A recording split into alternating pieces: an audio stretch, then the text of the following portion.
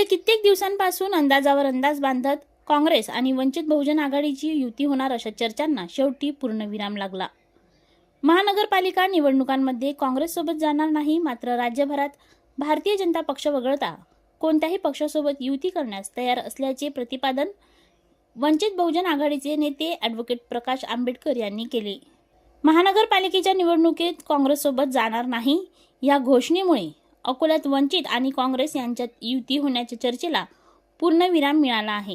काँग्रेसकडून कोणताही ठोस प्रस्ताव न आल्याने वंचितने भूमिका घेतल्याचं स्पष्ट करण्यात आलं आहे। तसेच भाजप आणि काँग्रेस वगळता इतर सर्व पक्षांसाठी युतीचे दरवाजे खुले असल्याचं वंचित बहुजन आघाडीने पुन्हा एकदा स्पष्ट केलं आहे। दरम्यान आगामी महानगरपालिका निवडणुकीच्या पार्श्वभूमीवर वंचित बहुजन आघाडीने आपल्या 5 उमेदवारांची पहिली यादी जाहीर करत निवडणुकीत रणशिंग फुंकला आहे। यामध्ये काँग्रेस आमदार साजिद खान पठाण यांच्या प्रभागातून सर्वप्रथम वंचितने उमेदवार जाहीर केला आहे। उमेदवार जाहीर करून वंचितने निवडणुकीचा नारळ फोडत थेट मैदानात उतरण्याचा निर्धार व्यक्त केला आहे।